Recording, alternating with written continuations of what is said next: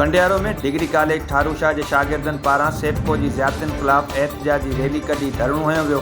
उन मौके ते प्रोफेसर अली रज़ा काज़ी, प्रोफेसर अब्दुल मनान गांगरो ऐं ॿियनि शागिर्दनि चयो त सेप्को एसडीओ ठारूशाह डिग्री कॉलेज सां ज़ुल्म करे तालीम दुश्मन कारनामो सरअंजाम ॾिनो आहे।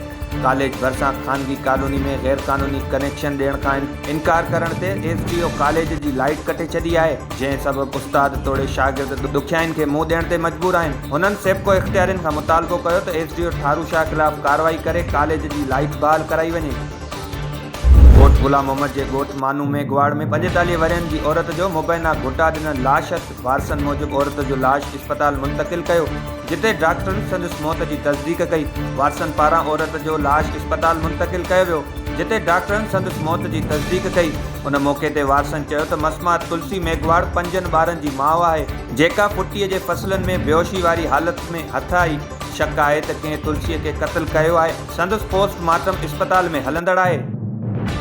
सॻियूं भरिसां ॻोठ हाजी ख़ान सियाल में प्राइमरी उस्ताद खे बासरनि पारां भतो ऐं स्कूल छॾण जूं धमकियूं मिलण ख़िलाफ़ उस्ताद एहतजाजी मुज़ाहिरो कंदे चयो त शरपसंद ऐं तालीम दुश्मन माण्हू ब्लैकमेल करे भतो तलब करे रहिया आहिनि, इनकार करण तां स्कूल छॾण जूं धमकियूं ॾेई रहिया आहिनि। हुन तालीम खाते जे वज़ीर पुलिस इख़्तियारियुनि खां मुतालबो कयो त तालीम दुश्मन माण्हुनि ख़िलाफ़ एक्शन वठी मासूम ॿारनि खे तालीम जहिड़े ज़ेवर खां महरूम थियण ते बचायो वञे। टंडो गुलाम हैदर वेझो ॻोठ बिलावल पंवर में मज़दूरी ते वेंदड़ 2 नौजवाननि ते 3 नामालूम माण्हुनि कुआड़े जा वार करे खेनि ज़ख़्मी करे छॾियो। वारसनि पारां हैदराबाद बदीन रोड ते एहतजाजी मुज़ाहिरो कयो वियो।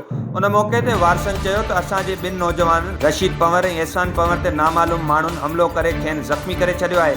हुननि पुलिस इख़्तियारियुनि खां मुतालबो कयो त हमले में मुलविस जवाबदारनि खे जल्द गिरफ़्तार कयो वञे। कराची में FIA सखर हथां ब्लैकमेलिंग वारे केस में गिरफ़्तार थियल मशहूर टिकटॉकर बशीर उर्फ जुनैद जानी सखर जी अदालत में पेश। जुनैद जानी जो रिमांड मुकम्मल थियण बाद खेसि सखर मुंतक़िल करण जो हुकुम जारी करे छॾियो। शिकारपुर जे मशहूर आचार जे वापारी मौला बख्श मेमण जे पुट अब्दुल सबूर मेमण जी फ़रियाद ते जुनैद जानी खे कराची मां गिरफ़्तार कंदे सखर अदालत में पेश कयो वियो।